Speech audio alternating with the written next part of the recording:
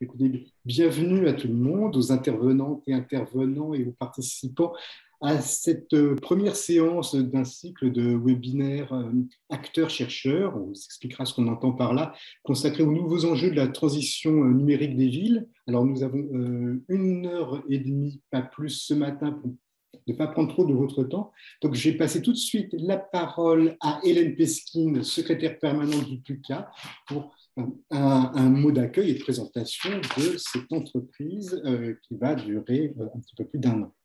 Hélène.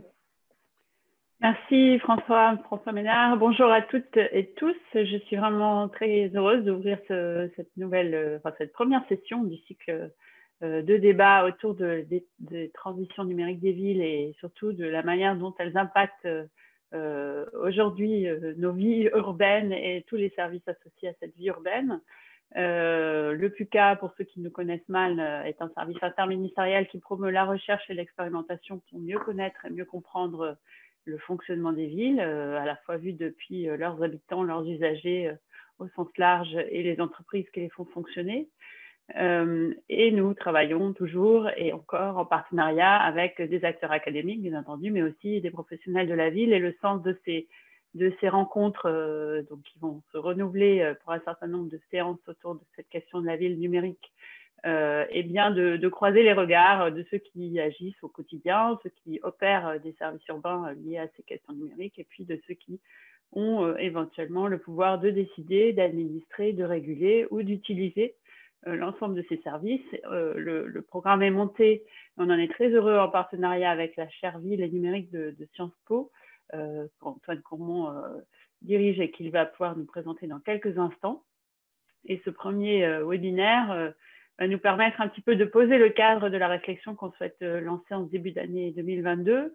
Un thème qui n'est pas exactement celui de la Smart City au sens du développement de technologies tel qu'on a pu le voir apparaître, émerger depuis maintenant presque une vingtaine d'années. Il est plutôt celui du constat que le numérique existe partout, l'intelligence, comme on l'appelle aujourd'hui, existe partout dans la ville. Il se déploie de multiples façons dans les services urbains, bien entendu, mais aussi dans la relation entre les usagers et l'administration, dans la relation entre les pouvoirs publics et les entreprises privées, dans la relation entre citoyens. Et on s'interroge donc à travers cette série de webinaires basés sur un rapport qui nous a été remis par Eulalie Creuset, qui se présentera tout à l'heure, qui était avec nous en stage pendant à peu près 6 mois l'année dernière. Il s'interroge sur tout ce que ces nouveaux usages peuvent avoir comme effet, comme impact sur le fonctionnement des villes, parfois insidieux, parfois explicite. Et donc, on a pris l'initiative avec la chaire Ville et numérique de Sciences Po d'essayer de serrer un peu ces nouvelles questions en ne se demandant pas vers quelle ville numérique nous allons, puisque nous sommes dans une ville très, très impactée par le numérique et le digital, mais plutôt qu'est-ce qu'elle crée, qu'est-ce qu'elle produit dans nos vies quotidiennes et dans nos manières de travailler. Pour cela, nous avons basé donc ce premier rapport d'analyse ou de questionnement sur la mobilisation d'un certain nombre de connaissances déjà issues de travaux de recherche ou de travaux d'expertise, notamment sur les impacts environnementaux, effets en matière de gaz à effet de serre ou d'énergie, de la matérialité du numérique, notamment des serveurs en particulier, mais pas seulement, des services associés également, travaux autour de l'optimisation ou non des services associés à ces outils. Et puis, nous avons été chercher d'autres travaux plus liés aux enjeux sociaux, aux enjeux sanitaires aussi, et puis aux enjeux de fonctionnement, inclusion, exclusion des secteurs et des vies urbaines en fonction de leur capacité à se projeter dans ces nouveaux outils et à les utiliser. Donc l'idée est de décliner, on les décrira aujourd'hui ce matin avec un peu plus de précision, mais de décliner un peu tous ces effets, tous ces enjeux qui sont ceux du caractère très aujourd'hui intelligent, digitalisé de nos vies urbaines et de nos pratiques urbaines. Et j'espère que vous y trouverez votre compte. En tout cas, l'idée de ces rencontres qui vont donc se multiplier, c'est un peu beaucoup dire, mais en tout cas se répéter durant plusieurs mois jusqu'à la fin de l'année 2022 au moins, c'est bien de mettre en débat tous ces questionnements, d'ouvrir aussi peut-être de nouvelles questions, ou en tout cas de nouveaux sujets qui pourraient faire l'objet d'approfondissement par la recherche ou par l'expérimentation.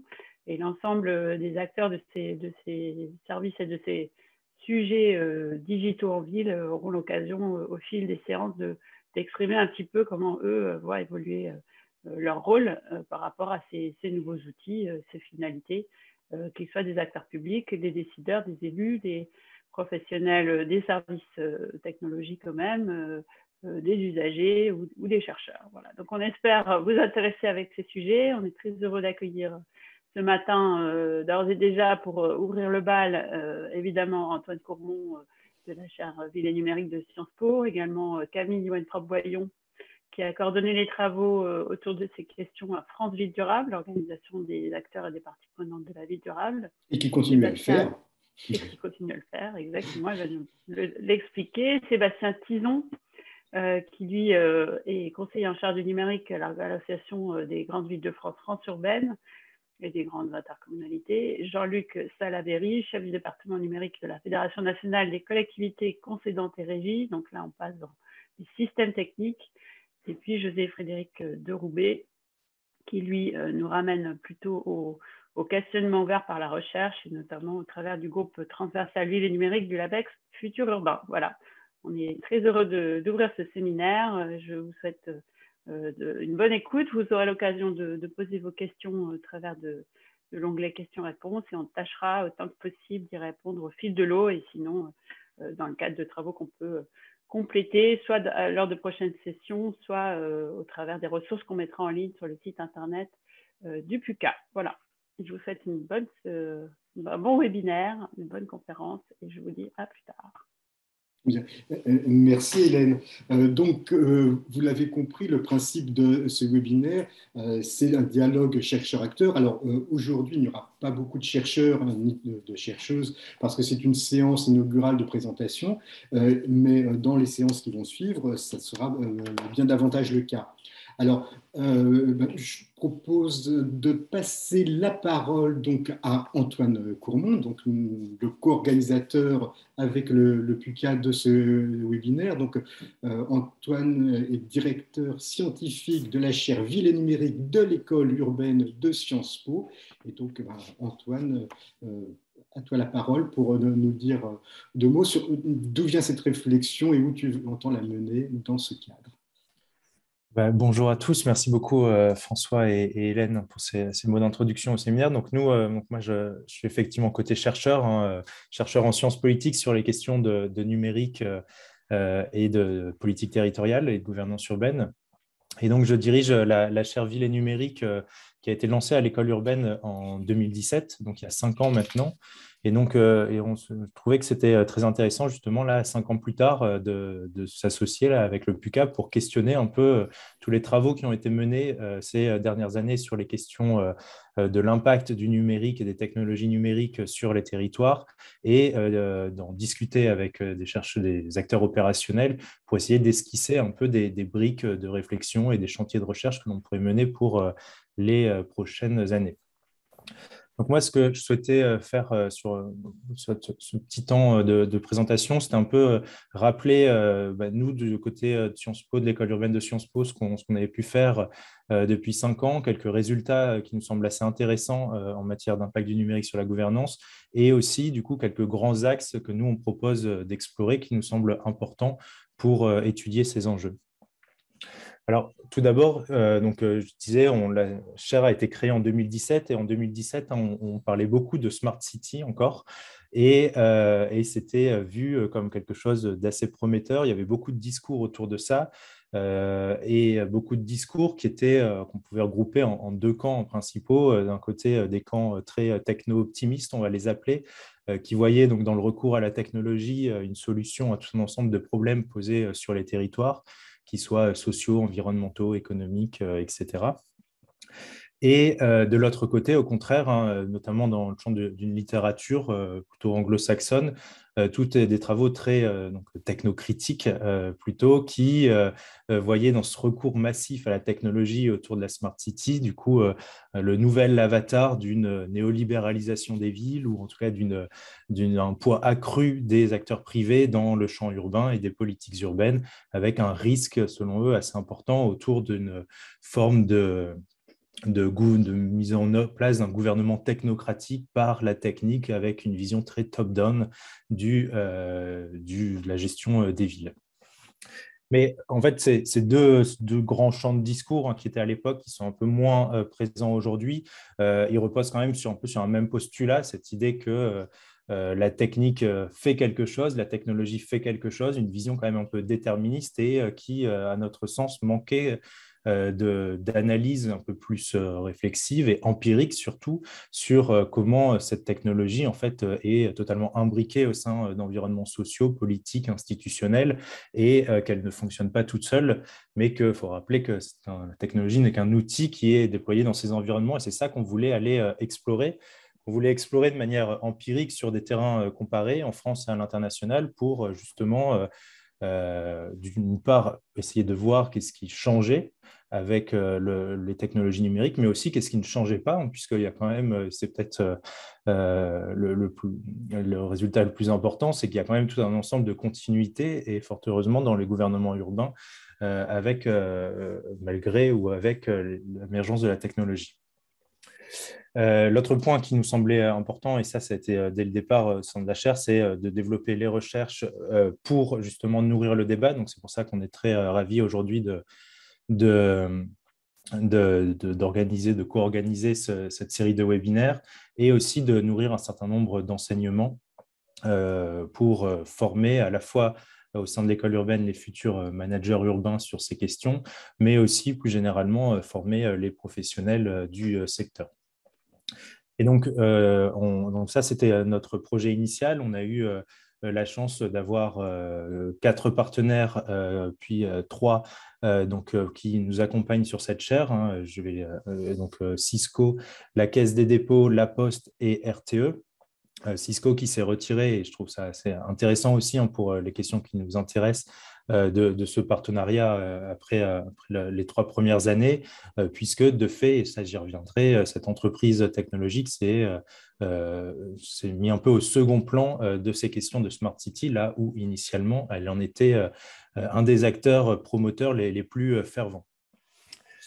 Et donc notre point de départ, hein, pour lancer ces différents chantiers de recherche, c'était aussi d'avoir une conception large, hein, qui a été ici rappelée par Hélène Peskin, de ce qu'est la ville numérique, ou de ce que peut être la ville numérique, qui est pour nous loin de se résumer au projet labellisé Smart City. La Smart City, telle qu'on l'entend, c'est une vision, une conception des relations entre la technologie et le gouvernement urbain, qui est très centrée sur cette idée d'utiliser la data science, pour optimiser le fonctionnement de tout un ensemble de réseaux urbains. Et pour nous, ce n'est qu'un seul des aspects. Au contraire, le numérique se déploie dans différents environnements, avec ou sans les pouvoirs publics locaux et les acteurs traditionnels de l'action publique territoriale. Et on le voit, on l'a vu très vite avec l'émergence des plateformes d'une manière assez autonome par rapport aux pouvoirs publics locaux, mais aussi on le voit plus généralement avec tout un ensemble de nouvelles pratiques urbaines qui sont impactées par le numérique. Et je vais mal rappeler, hein, mais le smartphone notamment, qui pour moi est l'outil majeur de l'entrée des villes dans l'ère du numérique, qui a changé plutôt les pratiques individuelles. Et du coup, l'agrégation de ces pratiques individuelles peut avoir des effets sur ce que font les personnes en ville, et donc des enjeux de régulation ensuite.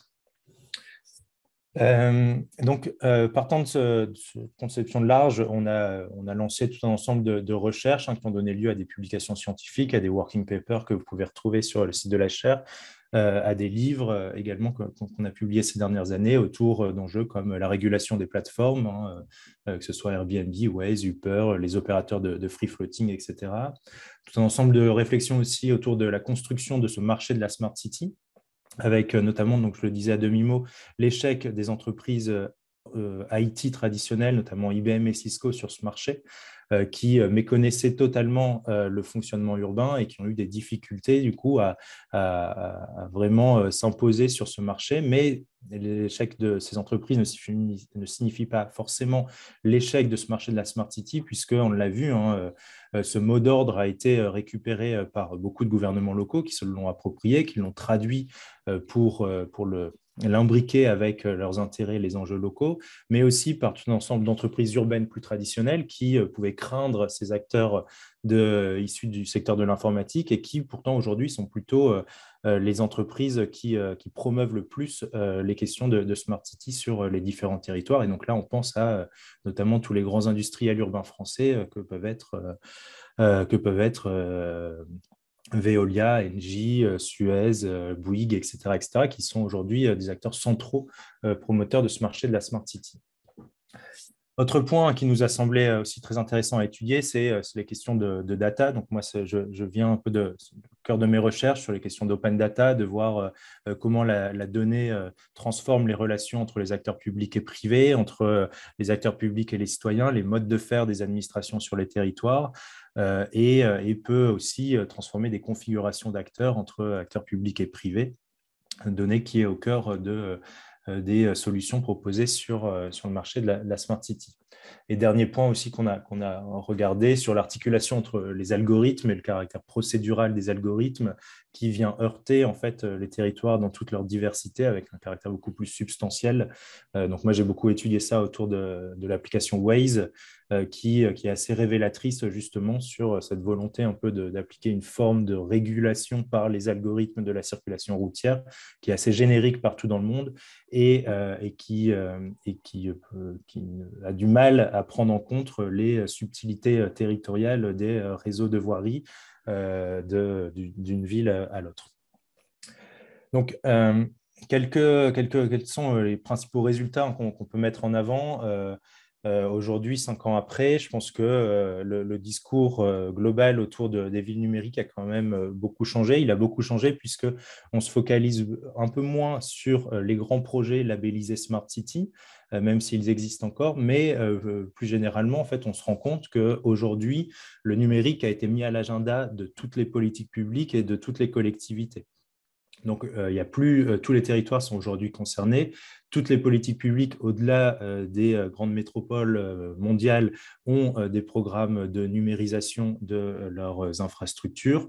Elles se numérisent à plus ou moins bas bruit, mais c'est une numérisation très forte, que ce soit à leur initiative propre, accompagnée par des entreprises sur des contrats de délégation notamment, par une pression des citoyens ou des évolutions sociales, etc. Également des évolutions législatives très fortes, en France en particulier, qui ont mis à l'agenda ce sujet du numérique, des données, etc., dans toutes les collectivités.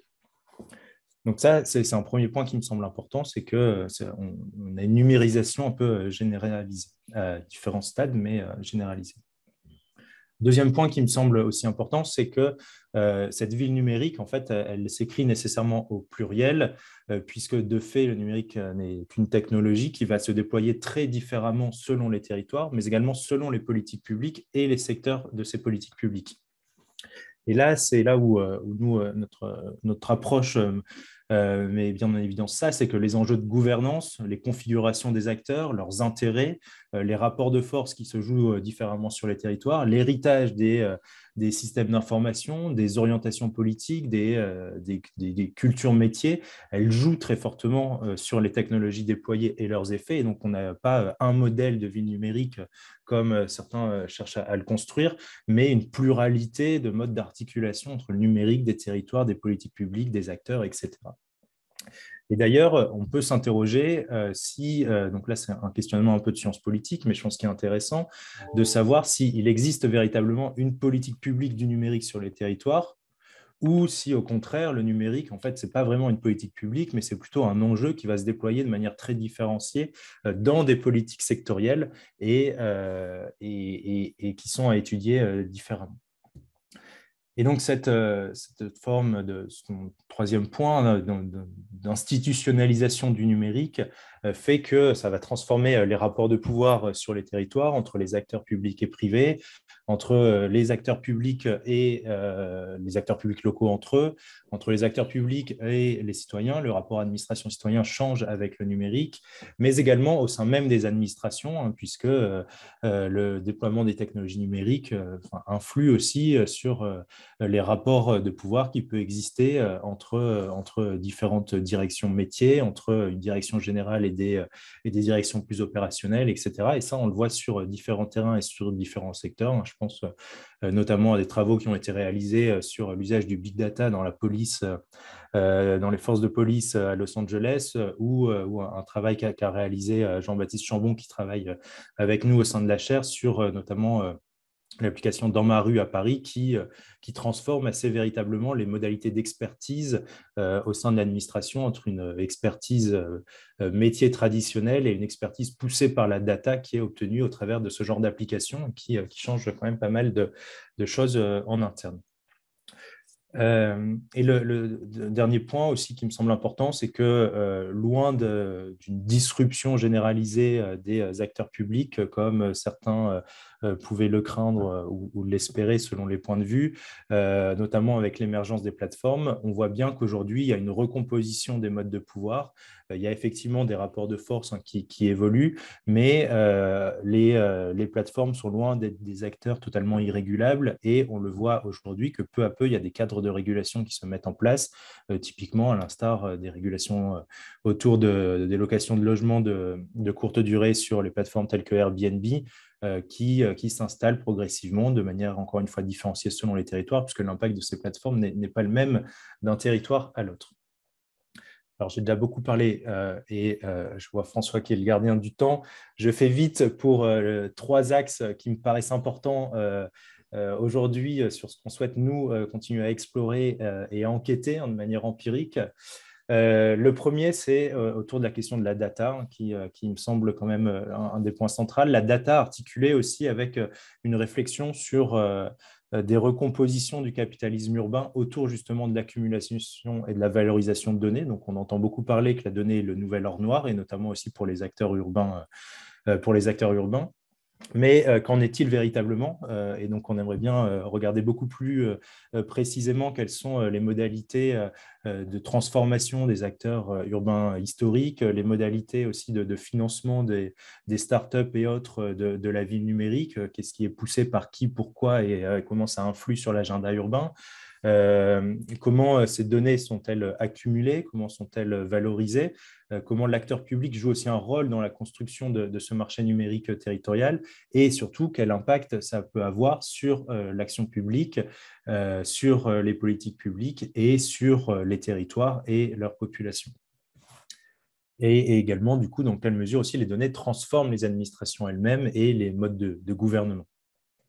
Ça, c'est un premier axe. Pour y revenir, je l'ai balayé très rapidement, mais il y a beaucoup de choses à creuser dedans.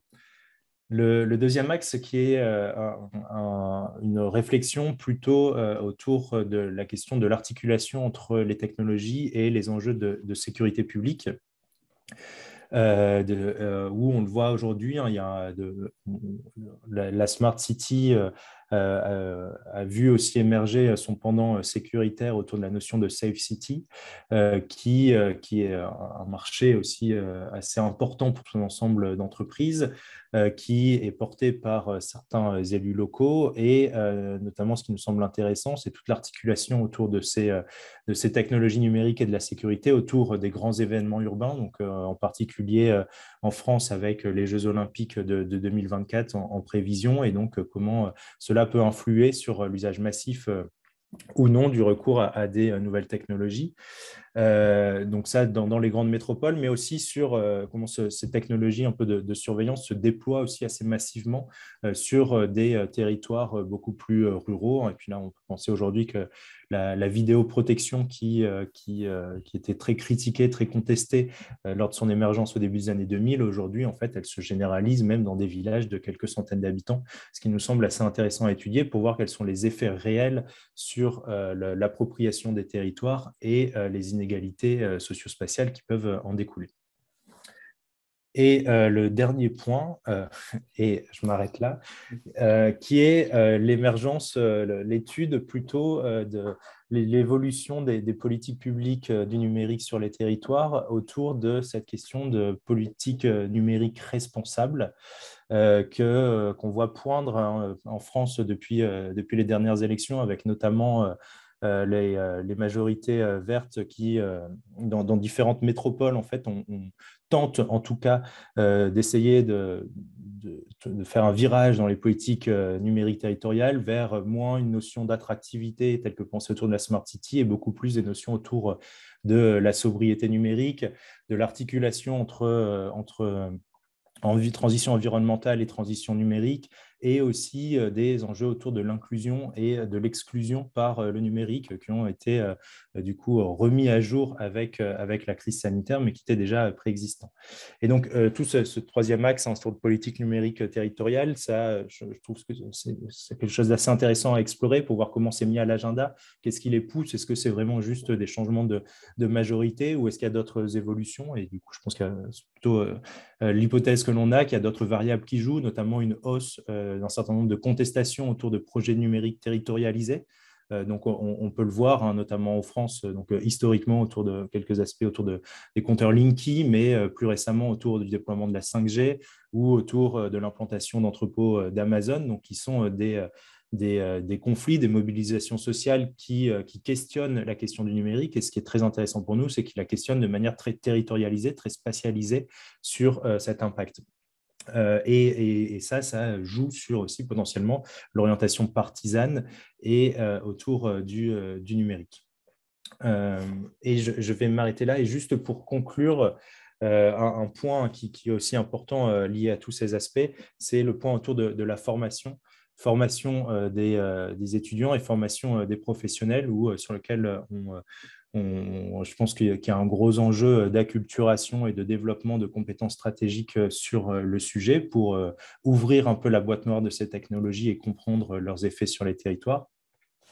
Et je me permets un peu de promotion, puisque on vient de le lancer, un MOOC sur les questions de données et gouvernance urbaine qui est accessible donc, gratuitement sur la plateforme Coursera et qui justement a vocation à participer à cette sensibilisation et cette acculturation aux enjeux du numérique sur les territoires.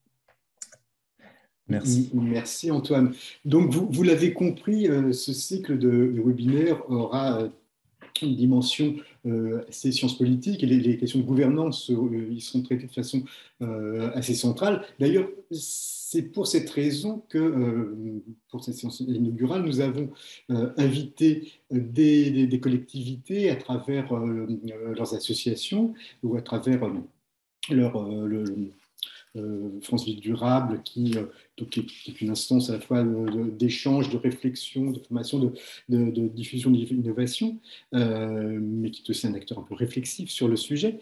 Mais rassurez-vous, lors d'autres séances, il y aura des acteurs de la société civile, il y aura des entreprises. Bref, nous ne voulons pas faire un webinaire qui serait centré sur le seul dialogue entre collectivités et chercheurs, mais bien l'ensemble des acteurs qui participent à la production de la ville. Alors, un petit mot sur nous, ce que nous attendons de ce webinaire, comment nous allons l'organiser. J'ai partagé mon écran pour pouvoir mieux vous le décrire.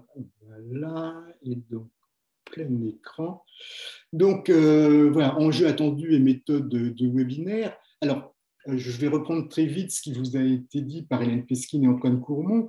On est dans un moment qui est après la Smart City, même si le terme est encore employé. Donc, c'est ni un modèle du futur, inquiétant ou enthousiasmant, ni encore une routine banalisée, puisque beaucoup de villes tâtonnent dans leurs relations avec l'offre entrepreneuriale. Ces mêmes entreprises ou ces opérateurs de plateformes aussi sont dans des démarches essais-erreurs, mais aussi disposent d'une certaine puissance. Et aujourd'hui, beaucoup de choses se font encore dans le régime de l'expérimentation ou de l'innovation, même si ça n'est pas toujours évalué. On reviendra là-dessus.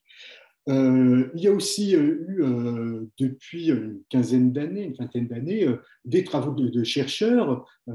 Antoine a nous parlé de ce qu'avait fait la chaire Ville numérique de Sciences Po, mais il y a des laboratoires, des chercheurs qui travaillent dessus, alors tantôt de façon coordonnée, tantôt de façon isolée, dans des cadres nationaux ou internationaux. Alors, parmi les auditeurs, les participants de ce webinaire, j'ai vu un certain nombre de collègues qui ont travaillé sur la question, qu'il s'agisse de politistes ou de géographes. Ils l'ont fait directement ou indirectement. J'ai vu qu'il y avait Elisabeth Perroux de l'Institut de géographie, Gilles Pinson de Sciences Po Grenoble, mais des urbanistes aussi, comme Alain Rac. Alors, je dis bien évidemment beaucoup de personnes, mais voilà, nous ne sommes plus dans des initiatives isolées. Et du côté des villes également, eh bien, on a des collectivités qui se ont emparé du sujet, dont on connaît les exemples les plus emblématiques, avec On Dijon ou Smarter Together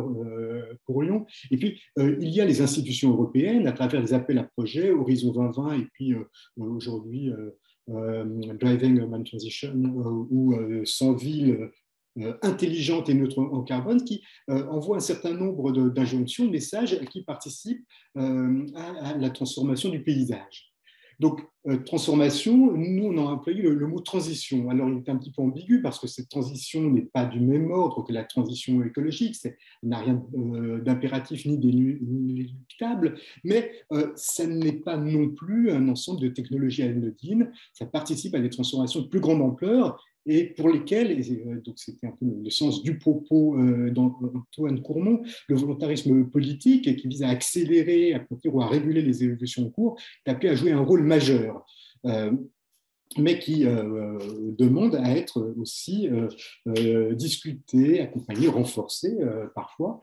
Et donc ce rôle du volontarisme politique, il passe bien évidemment par les institutions nationales, européennes, mais beaucoup, et c'est ça qui nous intéresse, par les villes. Alors les villes au sens large, c'est-à-dire y compris les territoires périurbains, y compris les petites localités, mais les villes prises aussi dans leur capacité à s'organiser entre elles, à coopérer, à échanger des expériences et des projets sur le sujet. Donc on aura l'occasion d'y revenir lors des futures séances. Et l'enjeu de ces séances, c'est d'identifier ensemble sur la base de thèmes généraux, d'axes transversaux qu'on va vous soumettre, un certain nombre de questions pour lesquelles un certain nombre de travaux, de recherche, des expérimentations pourraient être poussés pour à disposer davantage de compréhension, de connaissances et de prise sur le sujet. Donc, les grands thèmes qu'on vous propose tournent autour de la question de la sobriété, de l'inclusion, du risque. On a des systèmes qui sont vulnérables, qui ont empêché par certains aspects l'effondrement de l'économie urbaine avec la crise sanitaire, mais qui présentent un certain nombre de risques systémiques par l'emboîtement, et puis qui présentent aussi des risques pour les libertés publiques par la puissance de leur capacité à produire, à traiter de l'information. L'enjeu, c'est finalement aussi un enjeu de capacitation, c'est-à-dire est-ce que ces technologies numériques intégrées à la production urbaine, aux services urbains, à l'administration de ces services, est-ce que ça nous rend plus souverains? Est-ce que ça augmente la capacité démocratique à agir sur le destin commun des populations des territoires? Ou est-ce que ça crée de nouveaux sentiments de dépendance, de nouvelles aliénations et au bénéfice de qui? Quelle est notre capacité, finalement, à nous en affranchir? Alors, il reste là-dessus des zones d'ombre, des questions suspenses, des émergences, et c'est ce que nous allons essayer de traiter. Alors, traiter comment? Eh bien, donc partir à chaque fois de la recherche pour aller plus loin. Alors, c'est un parti pris. Donc, on va construire des séances sur la base d'une parole donnée à des jeunes chercheuses et à des jeunes chercheurs, alors qui pourront avoir des angles d'études très, très pointus, mais c'est précisément ça l'intérêt, c'est-à-dire de voir sur des questions précises qu'ils sont en train de documenter, qu'ils ont documentées, des analyses qu'ils nous proposent, partir de ces cas d'espèce précis ou de ces analyses pointues pour monter en généralité, les mettre à l'épreuve de l'expérience et des pratiques de chacun. Et pour ça, nous allons inviter à chaque fois des acteurs opérationnels, mais qui sont des acteurs aussi un petit peu en position réflexive. C'est-à-dire qu'ils ne sont pas là simplement pour dire tout ce qu'ils ont fait d'absolument formidable, mais aussi qu'ils sont en capacité de s'interroger sur la portée de leur offre quand il s'agit d'entreprises, de leur politique quand il s'agit de collectivités, ou des instruments mis en place, il s'agit encore d'autres instances, y compris du côté de l'expertise. Alors, on va essayer de capitaliser tout ça. Donc, les séances que nous organisons, elles seront visionnables en replay sur Internet. Les supports qui nous sont fournis par les intervenants sont partageables. Et puis, nous allons rédiger à l'issue de chaque séance des synthèses qui sont accessibles en ligne. Et donc, je remercie Hugo David, jeune chercheur doctorant qui se charge de la rédaction de ces synthèses. Et comme produit final et secondaire, au-delà donc, de ces séances elles-mêmes, de ces synthèses et des supports d'intervention, il y a l'idée de pousser de nouvelles recherches en lançant un appel à proposition de recherche en 2023, en tout cas c'est notre but, et peut-être de l'articuler, un appel à manifestation d'intérêt en direction d'opérateurs, en direction de collectivités, en direction d'associations qui voudraient accueillir ces recherches, embarquer des chercheurs avec elles, mettre leur production, l'expérience au profit de tous à travers le jeu de la recherche et de l'analyse.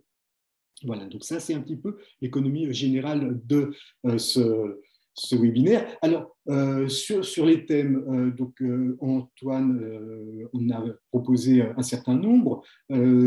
Nous partons d'une note qui a été réalisée au QCA dans le cadre d'un stage par Eulalie Creuset, donc élève de l'école polytechnique, donc, qui a proposé une synthèse autour d'actes thématiques, mais qui sont autant un état de la connaissance qu'un état des limites de la connaissance, des questions en suspens, et notamment les nouvelles interpellations qui se posent aujourd'hui à cette intégration numérique des services urbains, à cette ville numérique, et à commencer par la question de la sobriété. Alors, je ne vais pas détailler chacun des axes, vous les voyez. Donc, la promesse initiale de la Smart City, c'est Smarter City for Smarter Planet, c'était l'idée que le numérique allait nous aider à optimiser ce qui aujourd'hui faisait l'objet d'une dépense importante en termes d'infrastructures et d'effets sur l'environnement. Or, aujourd'hui, on sait très bien que le numérique n'est pas neutre. Alors, une très large part est liée à la diffusion d'informations, moins à la régulation des services infrastructures, mais malgré tout, il y a un impact important qui demande d'être mesuré. Et cet impact, on peut se demander si il doit être examiné au niveau de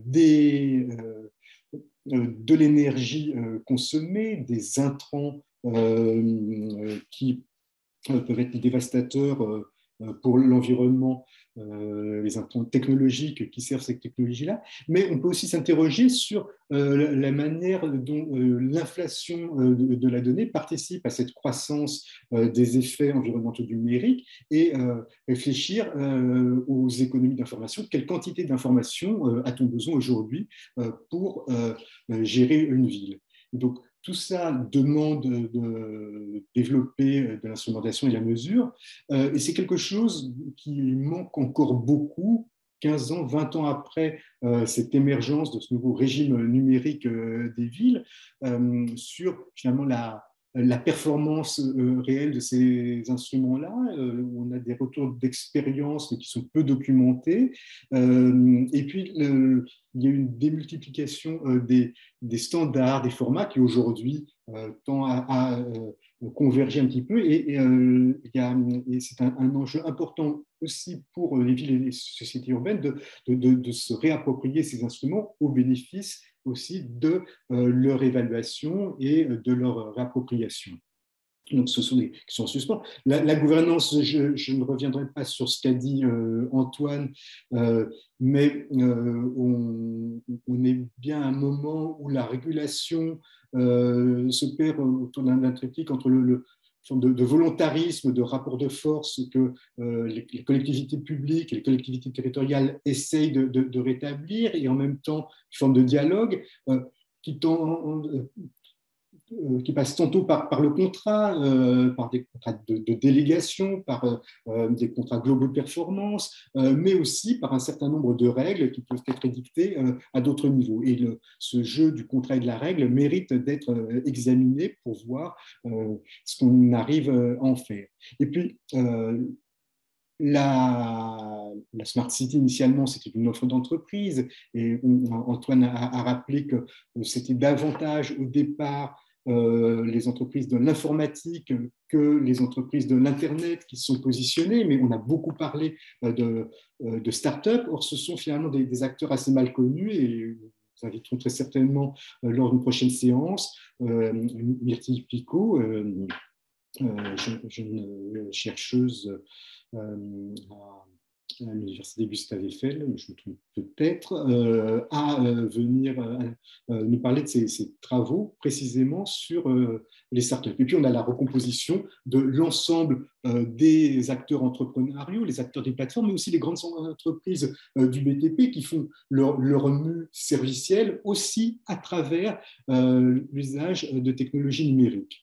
Et enfin, il y a la question des nouvelles vulnérabilités, j'en disais un mot à l'instant, introduites par ces technologies, sur les systèmes urbains, mais aussi sur l'intégration, l'inclusion des populations. On a beaucoup parlé de fracture numérique, on en parle toujours beaucoup, elle s'exprime à travers l'idée qu'il y aurait des inégalités culturelles et cognitives, générationnelles d'une part, ensuite en termes d'équipement. Mais aujourd'hui, on se rend compte qu'il y a une espèce de halo de difficultés dans l'accès aux services sociaux, dans l'accès aux services urbains, qui ne procède pas d'un défaut de compétences, mais d'un certain nombre de barrages, de conditionnalités techniques à l'accès à des services réputés non conditionnels, et ce sont des questions qui méritent d'être étudiées également. Donc ça, ce sont les grands axes desquels nous sommes partis, avec aussi en arrière-plan la façon dont les sociétés urbaines et les espaces urbains eux-mêmes s'en trouvent transformés. Alors, nous allons organiser un certain nombre de séances thématiques. Alors, nous n'allons pas pouvoir reprendre chacun de ces axes, et je vous invite vraiment à lire la note de la Ligue Creusée. Elle est accessible en ligne sur le site du PUCA. Nous pouvons vous en envoyer une version papier sur demande. Mais donc, nous allons organiser ces séances de façon parfois un peu plus condensée, avec une prochaine séance prévue le 17 mars qui va rentrer par la sobriété, la matérialité, les infrastructures, bref, les enjeux environnementaux du numérique, à la fois faire un point sur ce qu'on sait, il y a le rapport du Shift Project sur cette question-là, mais aussi à travers des travaux plus empiriques qui examinent la manière dont ça se manifeste à l'échelle de la planète ou à l'échelle des villes. Ensuite, nous aurons une séance sur l'instrumentalisation, la production, les usages, les administrations aux prises avec les données. Alors, on a à la fois la question des transformations des administrations liées aux usages de la donnée. Antoine parlait tout à l'heure de ces applications type Fix My Street ou Dans ma rue, mais aujourd'hui, ça va un petit peu au-delà, et c'est quelque chose à examiner. Donc, la construction d'un marché de la ville numérique, ses recompositions internes, j'ai évoqué les startups tout à l'heure, sera également abordée. Et puis, la question, puisque la ville, ça n'est pas que les pouvoirs publics locaux, ce sont aussi les citoyens, soit individuellement, soit dans leur capacité à s'organiser collectivement, en peer-to-peer, ou à travers des projets militants, transformateurs, critiques. Eh bien, nous allons essayer aussi de consacrer une séance à cette question-là. Et puis, nous adapterons en réalité les thématiques à la fois aux réactions qu'il y aura eu lors des séances antérieures, mais aussi à partir de ce que nous diront les chercheurs que nous contacterons et leurs interlocuteurs côté acteurs territoriaux. Donc, ça va être un cycle de webinaires qui va évoluer comme ça sur la base de cette offre d'axes initiaux et qui s'adaptera au fil du temps. Voilà un peu pour la démarche générale que nous entendons mettre en œuvre. Et je passe la parole maintenant à Camille Wentrop-Boyon, puisque Camille Wentrop anime un groupe de travail, non pas acteur-chercheur, mais acteur-acteur. Et Camille, vous allez nous en dire davantage. Merci. Je quitte le partage d'écran et je te laisse, Camille, partager ton écran si tu le souhaites. Oui, je veux bien. Je vais faire ça tout de suite. Hop. Alors. Hop. Voilà, c'est bon? C'est bon. Ben, merci beaucoup pour cette invitation. Donc, effectivement, je suis donc Camille Wentrop-Boyon, je suis responsable des travaux et donc de la coordination, notamment des groupes de travail et du volet formation au sein de France Ville Durable, dont je vais vous dire juste quelques mots rapidement, puisque je vois que le temps est quand même très serré, n'est-ce pas ? Donc évidemment, le PUCA et France Vie Durable sont étroitement liés et étroitement connectés, on peut dire, puisque c'est bien dans le champ lexical de ce matin. Nous nous nourrissons les uns les autres de par des retours d'expérience, mais aussi au niveau des acteurs, puisque France Vie Durable se nourrit notamment du volet recherche auprès du PUCA, et le PUCA inversement peut se nourrir également des travaux et des retours d'expérience des divers acteurs de France Ville Durable, en cherchant toujours la complémentarité, évidemment, voilà, des démarches. Donc, quelques mots simplement pour vous dire ce qu'est France Ville Durable, comment est-elle composée. Sa spécificité, c'est de réunir un ensemble d'acteurs privés et publics, donc à la fois des représentants de l'État à travers 4 ministères, transition écologique, cohésion des territoires, ministère de la Recherche et des Affaires étrangères, et les opérateurs donc, et agences spécialisées, et notamment, donc, évidemment, le PUCA, des collectivités territoriales. Notre association est présidée par Patrice Vergrit, qui est maire de Dunkerque et président de la communauté urbaine, et certaines de leurs fédérations, notamment ADCF Intercommunalité de France, qui fédère un réseau de plus de 1200 interco EPCI communautés d'agglo, réseau à travers lequel nous diffusons l'ensemble de nos travaux. Des entreprises de toute taille et de tout secteur, et c'est en ça que c'est très important, et c'est ce qui fait aussi notre spécificité, c'est que nous ne pouvons pas envisager d'accélérer les démarches de transition sans l'implication évidemment du secteur économique, et enfin des experts urbains de la ville, notaires aussi, enfin toute la matière grise finalement qui participe évidemment de projets de ville et de territoires durables.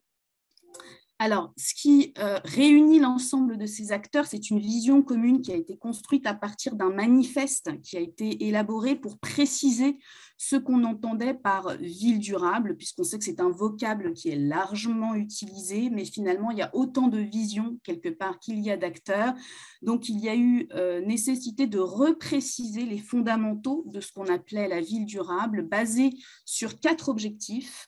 la sobriété, la résilience, l'inclusion et la créativité, sur lesquels je reviendrai bien sûr au regard du numérique, puisque ces 4 objectifs constituent le cadre logique de nos activités, de nos travaux, et sur lequel nous nous entendons avec l'ensemble de ces acteurs, avec un objectif qui est de repérer et de rediffuser le plus largement possible les meilleures méthodes, outils qui permettent d'accélérer les démarches de transition. Donc, effectivement, nous avons un certain nombre de groupes de travail qui réunissent ces acteurs sur plusieurs sujets, sur la santé, nous allons en avoir un sur la comptabilité écologique et sur d'autres sujets, et nous en menons un actuellement sur le numérique et la ville durable. Donc, voici les quelques questions, en fait, les quelques-unes des questions qui jalonnent nos travaux. Groupe de travail qui est copiloté par 4 copilotes issus des membres de France Ville Durable qui se sont saisis chacun des 4 objectifs des villes et des territoires durables. Donc, la sobriété, c'est Suez qui nous accompagne sur ce volet-là. La résilience, c'est Bouygues Construction. L'inclusion, c'est la Fédération nationale des agences d'urbanisme. Et enfin, la créativité, c'est le pôle de compétitivité Cap Digital.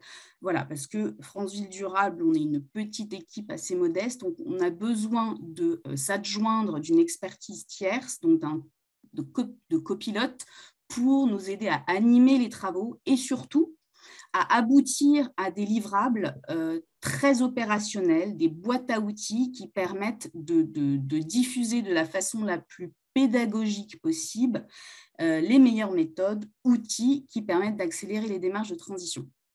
Donc, sur le groupe de travail numérique et ville durable, donc comment articuler transition numérique et transition écologique, voici quelques-unes des questions qui jalonnent ces travaux.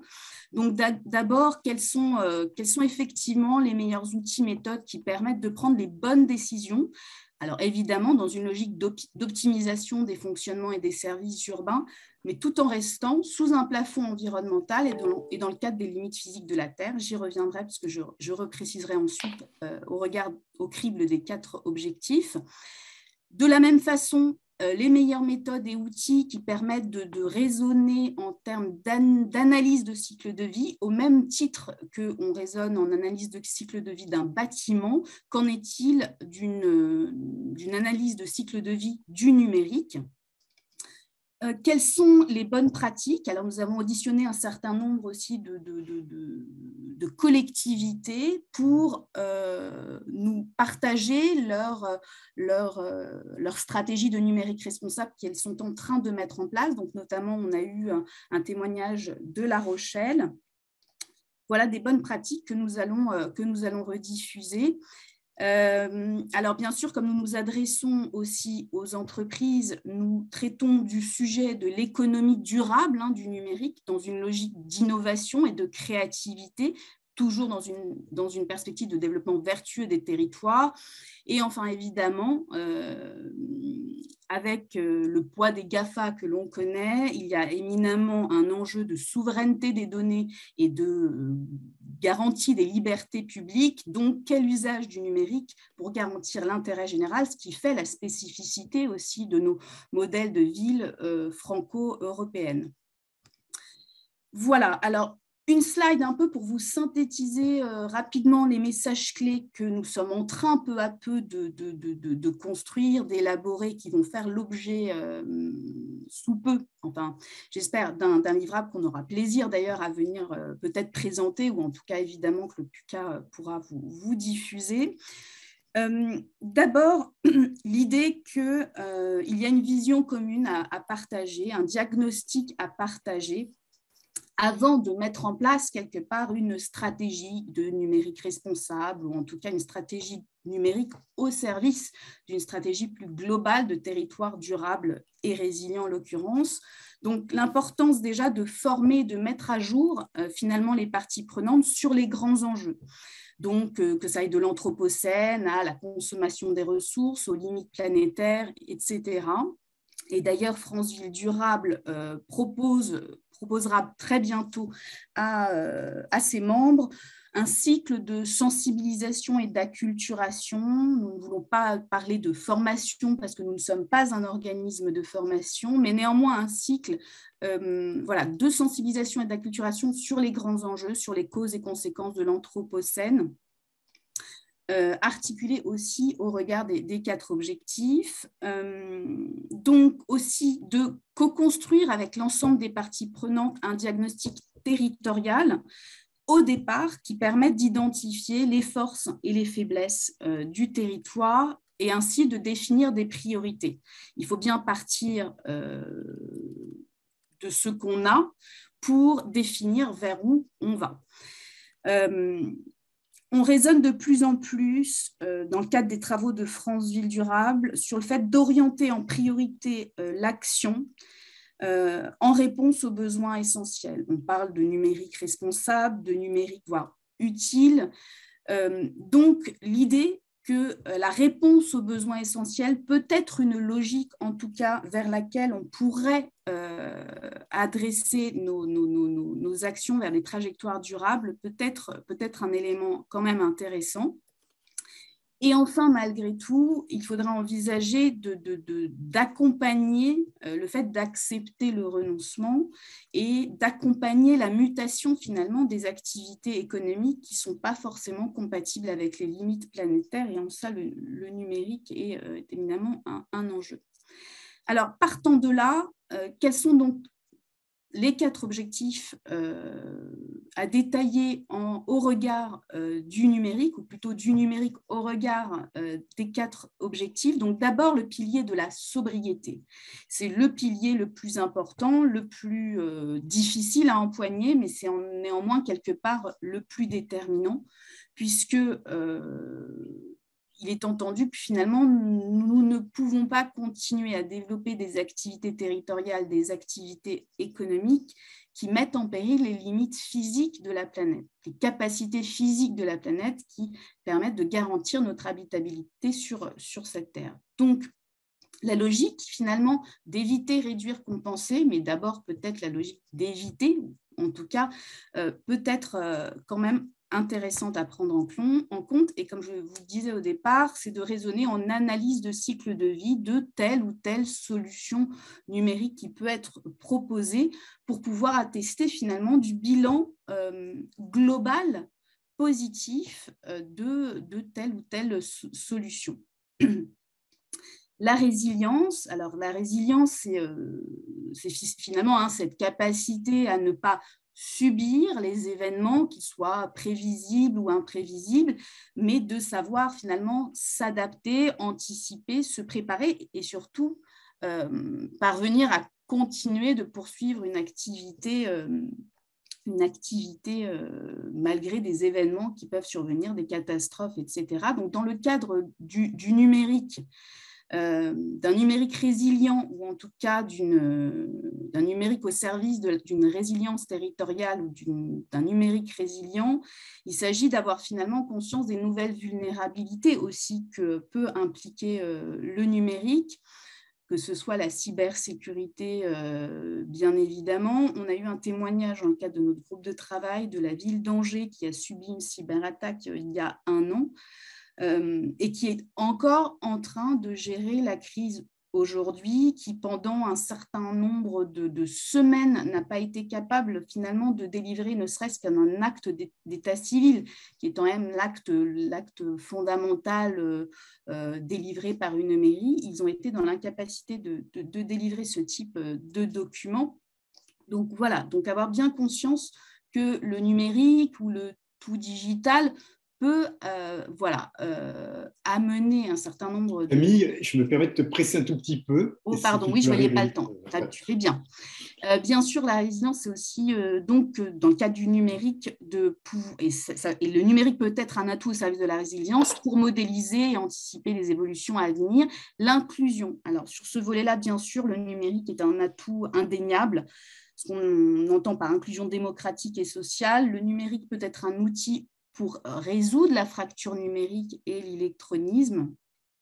bien sûr, mais il faut évidemment avoir en tête, bien sûr, des vigilances pour tout ce qui est protection des enfants, des données, etc. Mais c'est évidemment un atout pour ce qui est participation citoyenne, mobilisation des citoyens.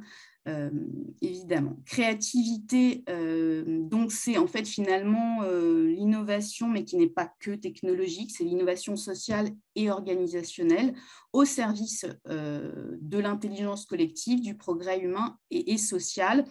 Et l'innovation qui peut servir dans le cadre du numérique, dresser une approche plus métabolique finalement du territoire pour avoir une connaissance plus métabolique du territoire, des flux et des ressources qui rentrent et qui sortent pour avoir une vision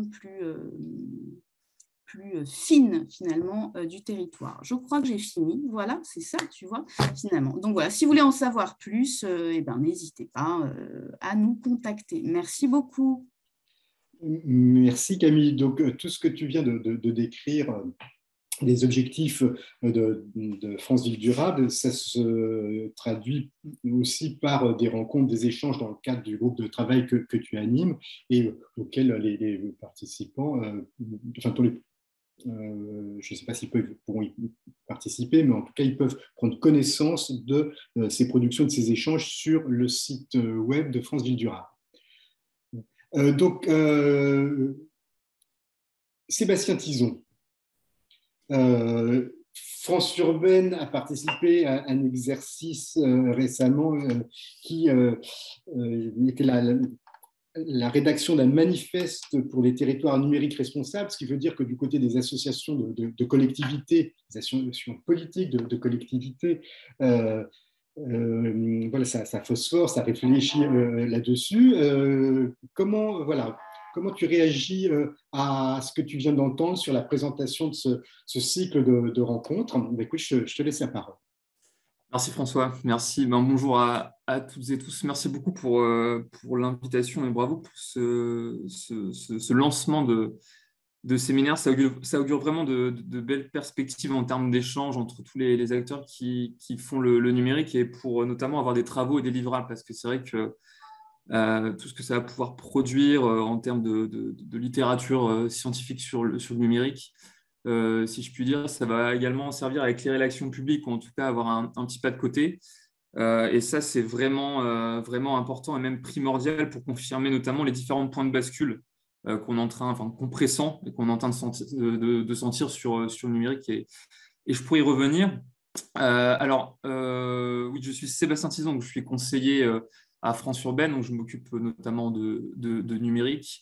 Avec le sport et la culture. On a un fonctionnement un petit peu particulier pour donner une photographie d'ensemble, puisqu'on a une commission numérique donc, qui est commune avec l'ADCF Intercommunalité de France, également les interconnectés. Donc, en gros, c'est 3 associations qui travaillent en bonne intelligence autour de la commission numérique et donc qui mobilisent un ensemble d'élus, des techniciens de grandes villes, de métropoles, mais également de tout interco. Donc, on va vraiment de la communauté de communes à la métropole. Et ça, c'est assez intéressant également, alors pour porter le fait intercommunal dans le numérique, mais pour mieux visualiser également à l'échelle des bassins de vie quels sont les enjeux du numérique voilà, sur tout un éventail donné.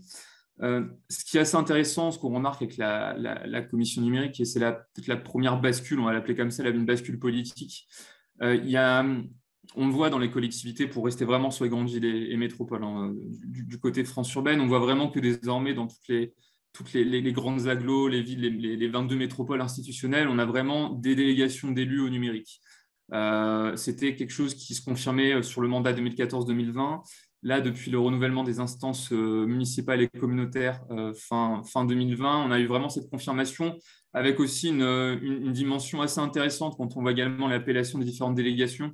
On peut être adjoint au numérique, à la ville numérique. En fait, il y a une connotation très sociale et parfois même environnementale sur l'appellation des délégations. Et ça, c'est assez intéressant. Et ça traduit également le glissement sémantique. Enfin, je reviendrai peut-être à la fin si j'ai un petit peu de temps. Mais on voit vraiment qu'il y a un glissement sémantique quand on parle de Smart City, notamment maintenant dans la Smart City. On peut parler certains parlent de médiation numérique dans la Smart City. Donc, on a vraiment une bascule sémantique également qui est assez intéressante, qui se traduit sur le terrain. Et ce que disait Antoine aussi, enfin, petite parenthèse, c'est vraiment intéressant parce que bon, je ne savais pas que Cisco n'était plus sur la chaire numérique, mais c'est vrai qu'hier, on avait Cisco, demain, on aura peut-être Back Market. On voit vraiment en fait qu'il y a un changement assez intéressant justement sur les sujets qu'on porte sur le numérique. Et là, on est vraiment voilà, un moment assez important, un moment charnière. Donc, en tout cas, bravo pour le webinaire. Je pense qu'il intervient au bon moment. On a une bascule politique, donc une montée en puissance des enjeux numériques. Donc ça se traduit de façon assez générique par on va dire, une confrontation, en tout cas une conjonction avec les différents champs de compétences, les différentes marges de manœuvre dont disposent les collectivités locales sur les champs de solidarité, sur les champs environnementaux, sur les champs économiques, sur les champs de la mobilité. On a une affirmation des compétences et on a vraiment le numérique qui est en train de s'affirmer sur ces différents pôles. Et ça se ressent, ça se traduit également dans les plans, dans les schémas locaux. On pourra y revenir, ça peut être normé, ça peut être réglementé, mais pas forcément. On a aussi également des initiatives à côté qui ne rentrent pas forcément dans le champ de la réglementation locale notamment. Donc voilà, on a une bascule politique, une montée en puissance politique qui est combinée, je l'ai un petit peu dit, avec une bascule territoriale. François, tu l'as dit, on a rendu il n'y a pas très longtemps un manifeste pour des territoires numériques responsables, donc avec Intercommunalité de France et les interconnectés. Je vous mettrai après ça dans la barre de conversation. L'idée de ce manifeste pour des territoires numériques responsables, c'est d'avoir à la fois une prise de parole et surtout une prise de position des collectivités sur plusieurs champs, mais c'est également d'avoir également une feuille de route sur les différents enjeux qu'on va aborder, qu'on souhaite aborder, que les collectivités souhaitent aborder. Et pour revenir rapidement sur le glissement sémantique, ce qui est assez intéressant, c'est que là, avec la montée en puissance des collectivités, on sent que derrière, il faut aussi rebattre les cartes sur les enjeux de gouvernance et de financement. Et justement, sur ces enjeux-là, sur la gouvernance, on va dire, locale du numérique, il y a également des redéfinitions qui doivent se poser. Qu'est-ce que les collectivités, du coup, mettent derrière les enjeux de souveraineté? Qu'est-ce qu'elles mettent derrière les enjeux d'éthique? Et on voit que parfois, il y a comment dire, la définition n'est pas la même pour tout le monde. Et nous, c'est vrai qu'on charge à nous également de se reposer ces questions-là au niveau local. Je vous parlais de gouvernance. Ce qui est intéressant avec le numérique, c'est qu'on a toutes les strates sont désormais concernées. Avant vraiment de rentrer dans les détails, et Camille de toute façon l'a dit avec le travail que fait France Ville Durable, il y a plusieurs thématiques qui sont investies. Nous, notamment, dans le temps qui est le nôtre en ce moment, sur un temps d'interpellation politique dans la perspective des présidentielles, de la présidence française au Conseil de l'Union européenne, de la mission Ville, qui a cité François, de la Commission européenne sur les 100 villes climatiquement neutres et villes intelligentes, on est vraiment sur des démarches donc voilà, pluriacteurs. Et ce qui est assez intéressant, et nous, ce qu'on pousse au niveau local, c'est l'importance du numérique comme un vecteur de coopération territoriale. Et ça, je pense que c'est vraiment un champ à continuer d'investir. Ça se matérialise de plusieurs sortes. Je pense notamment aux délégués à la protection des données, aux médiateurs numériques qui peuvent intervenir sur des ensembles territoriaux donnés. C'est un exemple, mais il y a des exemples plus globaux. Là, on l'a vu avec le plan France Relance, où on était quasiment toutes les associations d'élus mobilisées là-dessus. On était vraiment sur une logique d'appel à projet, mais sur une logique surtout d'appel à coopération et d'appel à mutualisation. Et ça s'est vraiment ressenti sur plusieurs champs dédiés du numérique, notamment sur les plateformes de données, les plateformes de partage de données. Je pense à la plateforme Rusi que développe Rennes. Et voilà, tout ça, en fait, ça pose la question de la façon dont le numérique peut être un vecteur de coopération territoriale, de réciprocité territoriale, de la façon, voilà, comment plusieurs collectivités peuvent coopérer entre elles. Et derrière, et c'est le travail aussi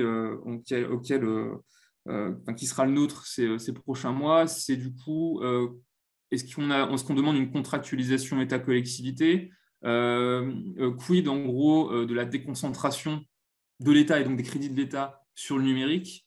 Voilà, quel échange territorial on peut avoir entre les collectivités, entre l'État et également les opérateurs du numérique au sens large et notamment les opérateurs économiques. Donc voilà, il y a une bascule qui est assez intéressante. On est vraiment sur ces sujets-là en ce moment.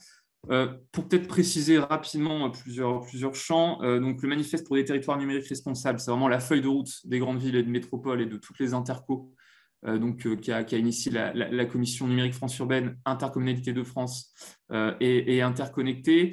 Ça relève vraiment les leviers que sont ceux des collectivités locales sur le numérique. Je manque de temps, je ne vais pas tous les citer.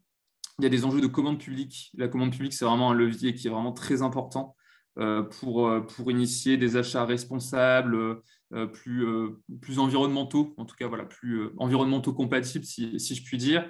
Il y a d'autres sujets également. On est beaucoup en ce moment sur la structuration des filières de recyclage et de réemploi pour pousser ça notamment à un échelle métropolitain. On a tendance à dire voilà, smart is beautiful, mais sur tous les enjeux de réemploi de des terminaux mobiles, des équipements informatiques, il y a vraiment une grande importance à pouvoir structurer les filières économiques locales de réemploi. Et donc, nous, en tout cas, c'est un travail à la fois politique et technique auquel on doit s'engager ces prochains mois. Peut-être revenir également sur deux dimensions assez rapidement. La dimension sociale, là dans le temps politique qui est le nôtre justement, les enjeux de dématérialisation, de médiation numérique et tout ce qui touche aux enjeux de solidarité, ça revient en haut de la pile. Nous, on a lancé au niveau local 5 expérimentations de gouvernance de médiation numérique. Je pense qu'on pourra revenir là-dessus ces prochains mois. Ces expérimentations, c'est les conférences territoriales de l'inclusion numérique, les CTIN. Donc, c'est expérimenté dans 5 territoires, 4 intercos et 1 département. C'est assez intéressant parce que justement, on est vraiment sur cette dimension comment la gouvernance locale peut initier certaines choses ou en tout cas peut avoir une sorte de lead sur la façon dont on peut faire le numérique. Donc voilà, ça c'est un sujet. Il y a un autre sujet également. Hier, je parlais avec certains opérateurs. On va beaucoup revenir. Il y aura une demande politique forte sur la tarification sociale de tout ce qui est abonnement fixe et mobile notamment. Ça, c'est un sujet qui revient, qui va revenir. Donc, voilà, on est vraiment sur un pendant de solidarité qui est vraiment très important. Et dans le prolongement, si je puis dire, il y a aussi la dimension citoyenne. Dans le prolongement du manifeste pour les territoires numériques responsables, donc je vous mettrai ça en lien, on va rendre opérationnels certains axes. Là, c'est ce qu'on est en train de faire sur la dimension citoyenne. On a lancé une sous-commission politique numérique et participation citoyenne pour essayer de visualiser la façon dont la participation citoyenne, justement, peut intégrer du coup les enjeux du numérique, les enjeux du moment sur le numérique. Donc, on parle de médiation, on parle de données. L'idée, c'est aussi surtout de capitaliser sur les débats locaux 5G qui ont pu être mis en place dans plusieurs grandes villes et métropoles. Donc voilà, c'est mettre en place un canevas, une architecture. Et François l'a dit, nous, on est vraiment en accompagnement sur l'AMI de la mission ville au niveau européen. Et cette dimension participative, cette dimension de gouvernance du numérique en associant les citoyens, elle est très prégnante. Et donc nous, c'est vraiment un travail auquel on s'est attaché. Donc voilà, c'est un petit peu compliqué en 10 minutes de donner un panorama, une cartographie la plus large et exhaustive. Mais en tout cas, voilà, il y a un temps, il y a une séquence politique qui est très intéressante, qui est très opportune pour notamment lancer votre cycle de séminaires. Nous, de notre côté, et je pense qu'il y aura vraiment des liens, des ponts à faire. On est en train d'essayer de préciser la vision politique que les collectivités souhaitent pour vraiment disposer d'une société numérique. Donc, l'idée, voilà, c'est pas de rebattre les cartes, mais c'est vraiment donner des choses tangibles, de la matière à ce qu'on souhaite initier. Et dans le prolongement de tout ça, c'est un pari qu'on peut se faire également. Pour rester sur la séquence municipale, on est sur une séquence 2020-2026. On joue beaucoup également à l'international sur la tonalité ou en tout cas la dimension que la France et ses collectivités peuvent avoir sur le numérique. Tous les ans, en novembre, on est à Barcelone pour le Smart City Expo World Congress et on essaye vraiment de se démarquer en ayant une dimension très sobriété numérique notamment et numérique responsable dans son ensemble. Et gage à nous, charge à nous en 2026 d'avoir vraiment une stratégie d'ensemble là-dessus et de pouvoir vraiment disposer d'une diplomatie numérique qui peut également nous distinguer des autres États. Voilà, globalement, ce que je pouvais vous rapporter, mais je reste à disposition et merci encore une fois pour l'invitation. Merci à toi, Sébastien. Voilà, c'est exactement le type de discussion qu'on aimerait avoir au fil des séances que nous allons organiser. Alors, donc toi, tu représentes France Ville Durable et puis le groupement d'associations de collectivités que tu as évoqué. Mais sur les sujets qui nous intéressent, la Fédération nationale des collectivités concédantes et régies, vieille association, donc des collectivités en tant qu'elles sont propriétaires, exploitantes directes ou pas de leurs infrastructures et services, s'est dotée il y a juste quelques années à peine d'une compétence sur la data et sur le numérique. Et donc, c'est pour ça que nous avons invité Jean-Luc Salaberry, qui en est le responsable de ce pôle-là. Et Jean-Luc, voilà, comment tu réagis un peu à ce que tu as entendu, ce qui t'a été présenté? C'est quoi les grandes questions pour vous à la FNCCR sur la transition numérique des villes? Merci François pour cette présentation de notre association, mais aussi pour l'invitation.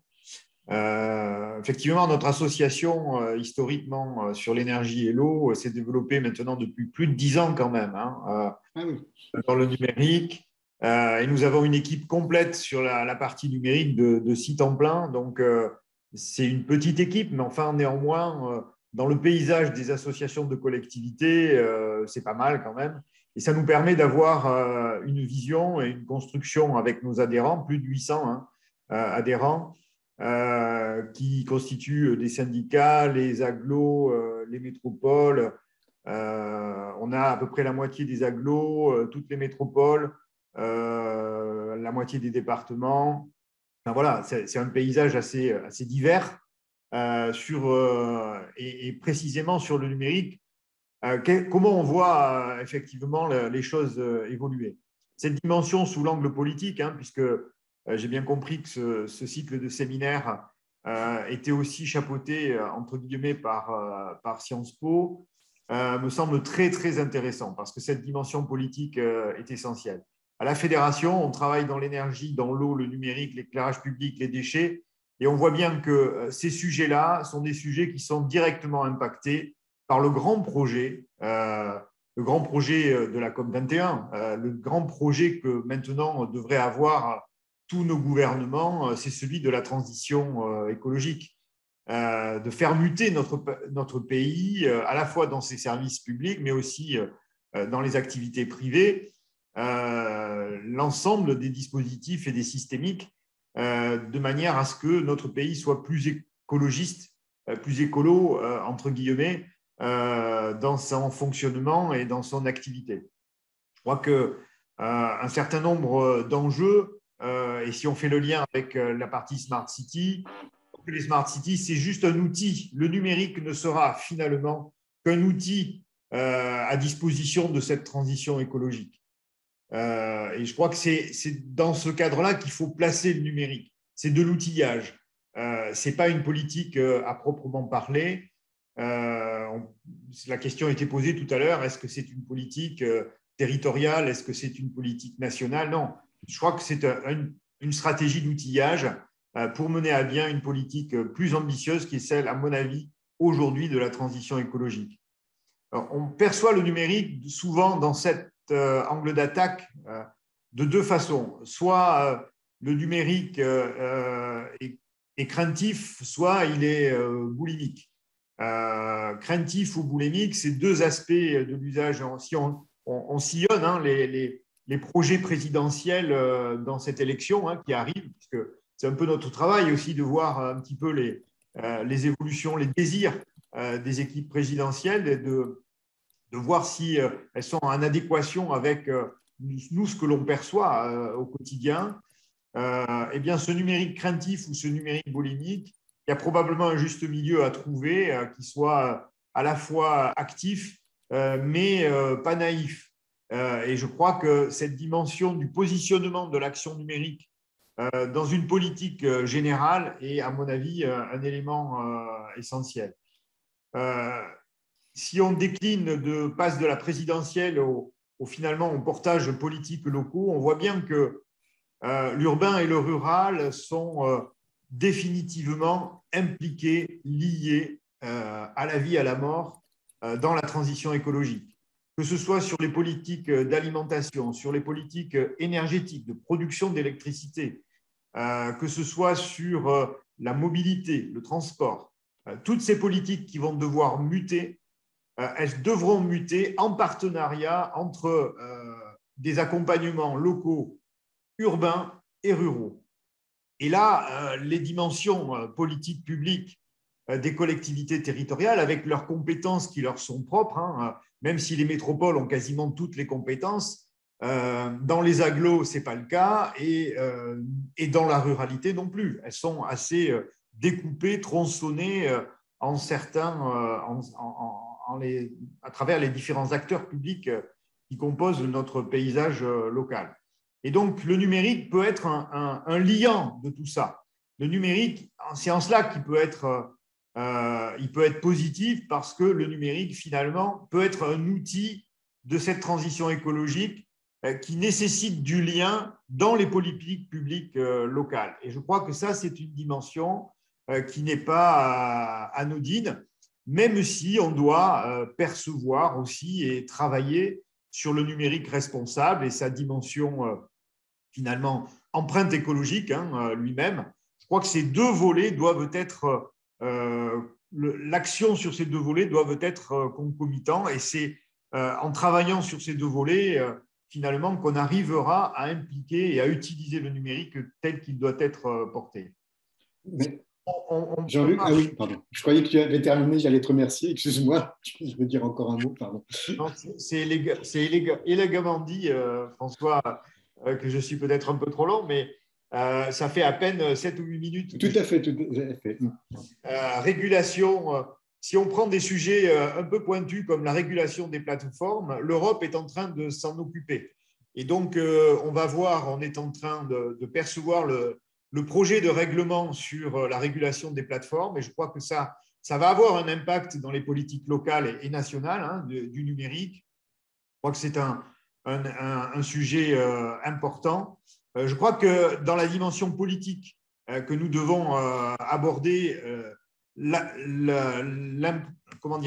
du télétravail qui a été finalement déverrouillé, entre guillemets, pendant cette période de Covid. Je crois qu'on ne peut pas faire l'économie d'une analyse politique de la mutation que ça va apporter à notre pays, ce télétravail, parce qu'on est maintenant dans le tissu économique et voire le tissu public à 1 à 2 jours de télétravail, alors qu'on était quasiment à 0 avant l'arrivée du Covid. Donc, cette dimension numérique, accompagnement du télétravail dans finalement la nouvelle façon de se comporter dans notre pays, je pense que c'est un élément important. Enfin, sur les libertés publiques et la résilience, là aussi, il y a une dualité. Je crois que le numérique, c'est un outil d'émancipation, mais on voit bien que ça peut être aussi un outil d'asservissement.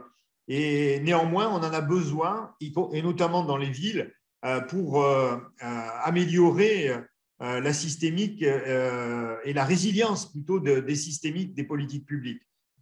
Donc, on voit là encore cette dualité qui joue, et on a besoin des deux, tout en étant vigilant à ne pas se laisser finalement obnubiler par ce numérique vis-à-vis de sa dimension démocratique. Pour peut-être terminer, 2 projets de la FNCCR qui illustrent un petit peu ces dimensions. Tout d'abord, nous avons été retenus dans un projet TNT, enfin France numérique, investissement, le plan d'investissement concernant une plateforme de données FDR, une plateforme qui va permettre à nos adhérents de mutualiser des données à l'échelle nationale. Et on va pouvoir faire des expérimentations. Là, on a lancé 4 cas d'usage d'algorithmes avec des cibles, des objectifs évidemment d'amélioration des politiques publiques. Et là, c'est l'arrivée de l'intelligence artificielle probablement. Alors, l'algorithmie, l'intelligence artificielle, on n'y est pas tout à fait, mais on s'en rapproche. Cette dimension de l'intelligence artificielle dans l'amélioration des politiques publiques est probablement une approche pragmatique qui nécessite évidemment pas mal de travaux de recherche, et puisque c'était l'objet aussi de ce webinaire d'évoquer l'articulation avec la recherche, je pense que ça pouvait être intéressant. Et le deuxième projet sur lequel on s'est lancé, on vient de déposer le dossier, on ne sait pas si on sera retenu, c'est le projet Open Smarter, qui est l'idée de mettre en place une plateforme open source, un peu écuménique, interopérable de Smart City pour l'ensemble des collectivités qui voudront l'utiliser. On la mettra à disposition, et ainsi que les connecteurs avec les logiciels métiers qui sont référents au cas d'usage des Smart Cities. Et je crois que ça, c'est un élément de standardisation qui permettrait peut-être d'accélérer les processus d'appropriation numérique dans les smart territoires, qu'ils soient ruraux ou urbains. Enfin, pour boucler avec l'intro, à travers les cas d'usage d'Open Smarter, ce n'est pas dans la priorité de ces cas d'usage, mais on voit que de nouveaux cas d'usage. Il y avait les cas d'usage de télégestion de l'éclairage public, de la gestion de l'eau, de la qualité de l'air ou autre. Ça, c'est, on va dire, les premiers cas d'usage évidents. Mais apparaissent aujourd'hui une deuxième série de cas d'usage qui reboucle avec ce que je disais sur la politique nationale, la transition écologique. C'est par exemple une collectivité qui va mettre en place des capteurs de biodiversité. Je crois qu'une plateforme Smart City, si en même temps elle est capable de vérifier qu'on économise de l'énergie, qu'on économise de l'eau, mais qui en même temps est capable de savoir en temps réel la biodiversité qui existe sur son territoire, eh bien, on évolue là vers un deuxième volet plus pragmatique, peut-être plus conceptuel aussi, du numérique vers l'outillage à destination de la transition écologique. Et c'est peut-être là-dessus, sur ce cas d'usage un peu nouveau qui apparaît, qui peut être un fil conducteur peut-être d'un certain nombre ensuite de travaux, y compris dans la recherche pour la modélisation des données ou autre. Voilà. Merci beaucoup. Jean-Luc, je propose, si vous en êtes d'accord, qu'on se donne 10 petites minutes de plus pour laisser le temps à José Frédéric de Roubaix de réagir à son tour. Moi, ce que je note dans ce que vous avez dit, Jean-Luc, c'est le lien entre interopérabilité et coopération.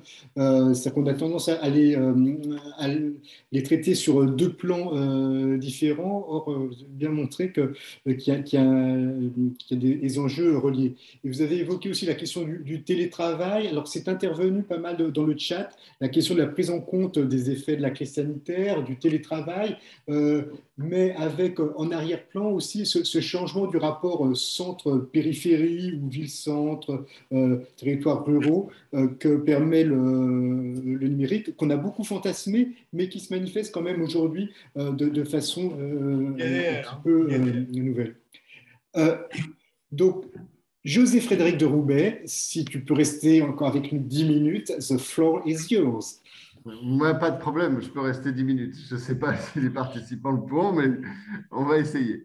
Alors, vous voyez mon écran là? Noir pour l'instant. Ça nous indique que tu as commencé le partage d'écran.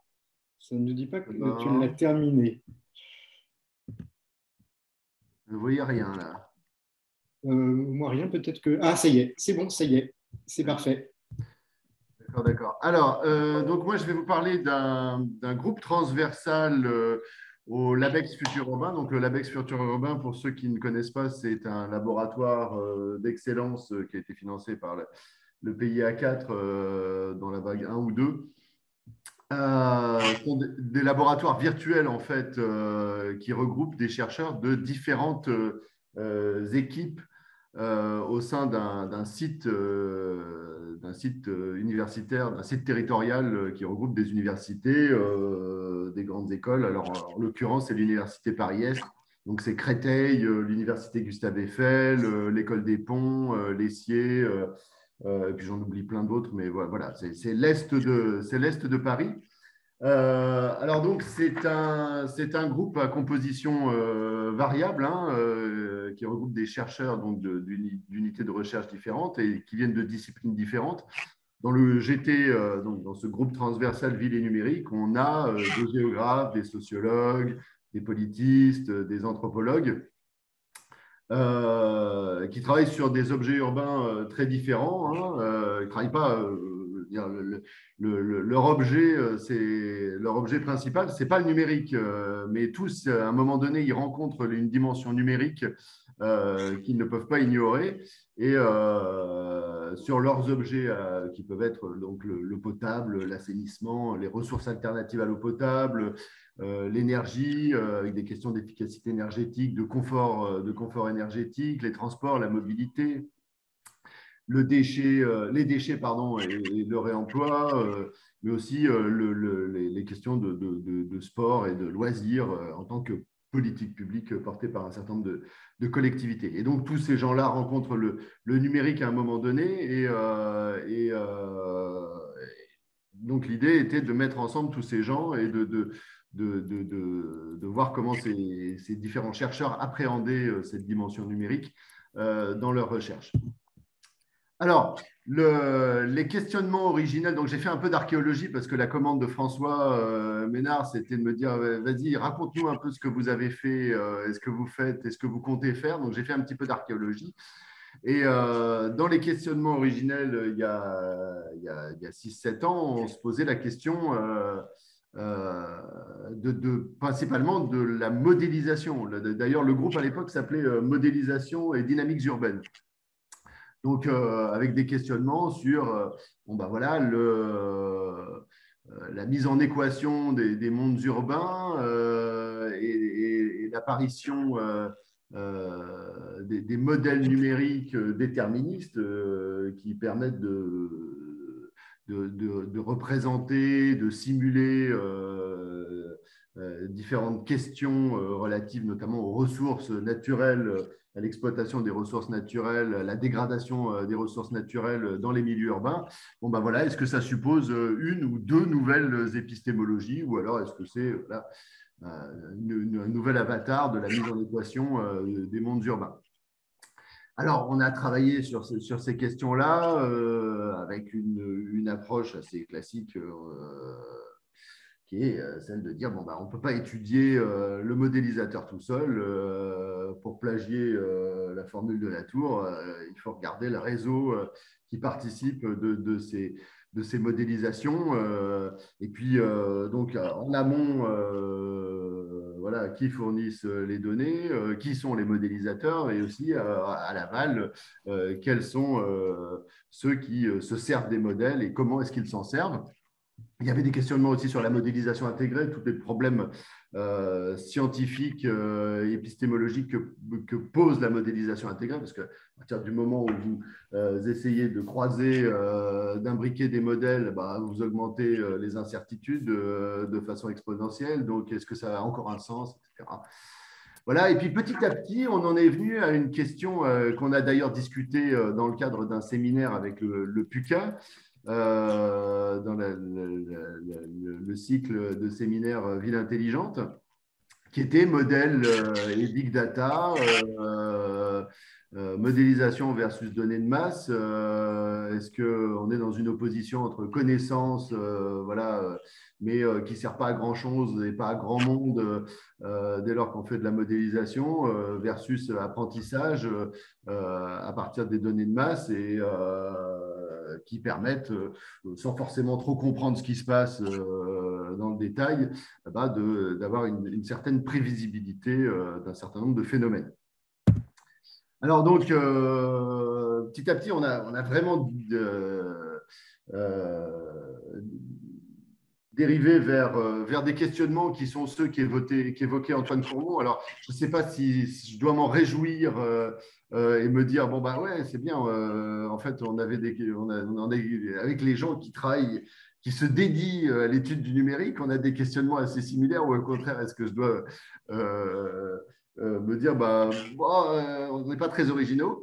Mais voilà, les questionnements qu'on se pose aujourd'hui, c'est la prolifération des données, leur qualité, leur accessibilité et les usages de ces données, bien sûr.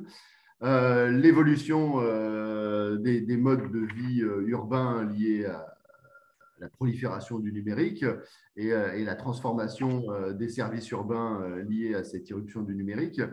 et puis l'évolution des formes de gouvernement des villes. Avec des nouveaux outils, les nouveaux outils que sont les capteurs, le suivi en temps plus ou moins réel.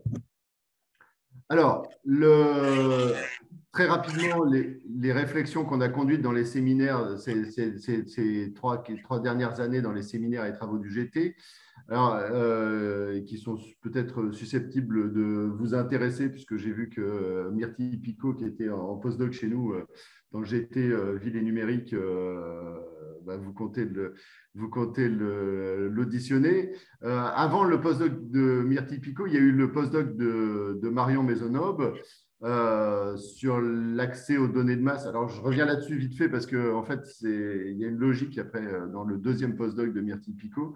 Donc, l'accès aux données de masse et la transformation du champ scientifique de la modélisation urbaine. Bon, voilà, le questionnement, c'était est-ce que les nouveaux capteurs, est-ce que les nouvelles données en temps réel génèrent de nouveaux domaines, de nouvelles pistes de recherche? On s'intéressait vraiment au domaine de la recherche. On était un peu égocentré sur ce postdoc-là, mais c'était volontaire.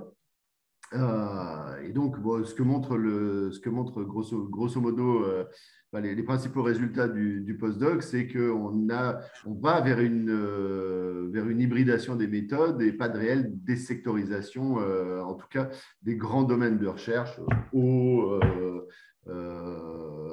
déchets, mobilité, ou une désectorisation toute relative. On a eu un certain nombre de séminaires et un mémoire de master qui ont permis de discuter les usages, les apports, les limites de ces nouvelles données dans le domaine de la mobilité, surtout dans le domaine de la mobilité et de l'eau. On a eu un séminaire notamment très intéressant on s'était posé la question de l'introduction du numérique et des impacts de cette introduction du numérique sur la matérialité de certains aménagements urbains, et notamment sur la matérialité des gares et la distribution des commerces dans les gares, à partir du moment où on peut quantifier des flux et des variations de flux et de déplacement dans les gares.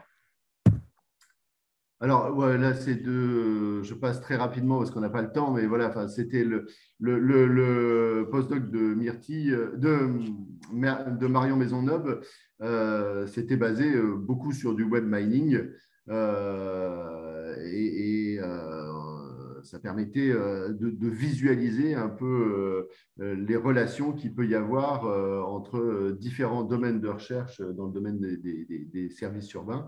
Et les coopérations qui commencent à se mettre en place. Alors, le deuxième axe de recherche, c'était la transformation des services urbains dans les collectivités. Et là, on a eu un certain nombre de séminaires sur les questions d'accès, d'inégalité d'accès des usagers. On retrouve tout ce qui est depuis un moment à l'agenda, à la fois des acteurs de la recherche et puis des acteurs opérationnels ici présents, avec les questions d'électronisme. On avait reçu des représentants de la CAF, de la Poste, voilà, des acteurs qui se posent la question effectivement de l'agrandissement des réseaux et du passage à la 4G et maintenant à la 5G. Alors, on a eu aussi un étudiant, enfin, qui était un étudiant assez âgé puisqu'il avait plus de 40 ans et en fait, c'est quelqu'un qui venait de Suez et qui se reconvertissait dans le conseil aux collectivités locales. Et avant de lancer son bureau de conseil, eh bien, il avait fait une recherche sur l'introduction du numérique et les transformations des services et des métiers dans les collectivités. Et alors, ce qui est intéressant aussi, il y avait une espèce chez lui de fantasme de la Smart City. Et en fait, là, son activité est beaucoup sur la question de l'introduction du numérique dans des services qui sont encore en silo. et plus que sur la question de l'interopérabilité de données et de services entre les services. Voilà, je passe très rapidement. Alors, pour en venir au postdoc de Myrtille Picot, effectivement, qui a terminé son postdoc et qui travaillait sur le marché des startups de la ville intelligente et qui a regardé l'offre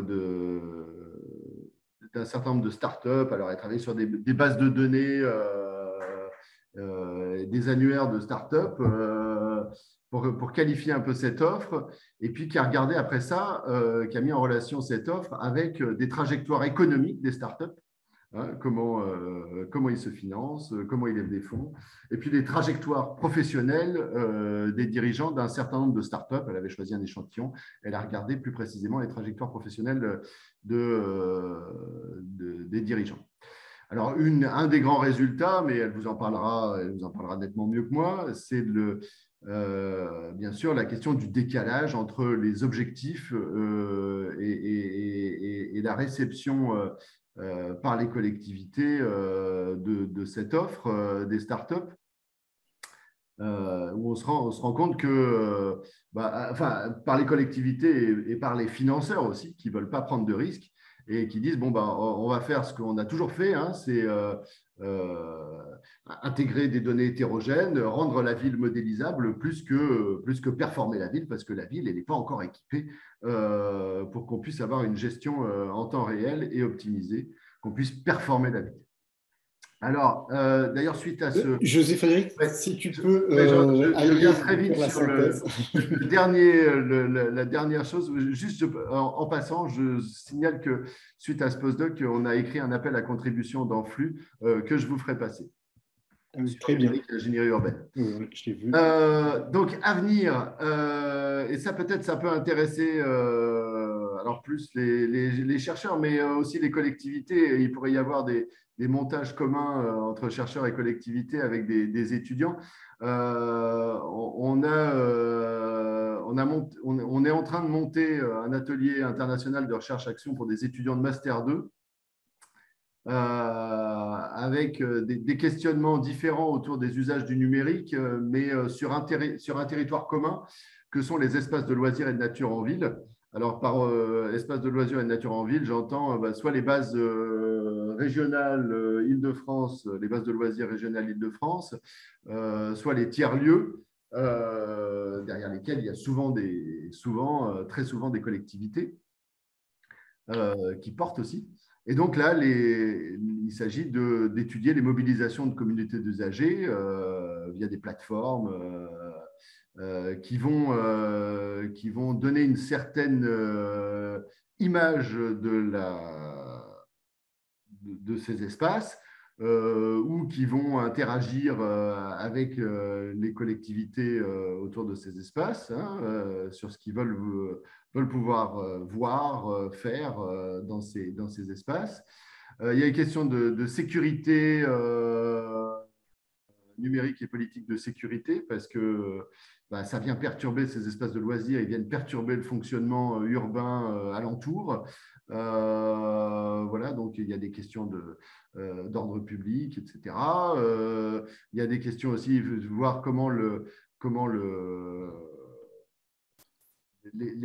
sur des questions de genre aussi, comment un certain nombre d'usagers et notamment de filles se servent des applis où les mères de ces filles usagées s'en servent pour être sûr qu'il n'arrive rien à leur progéniture.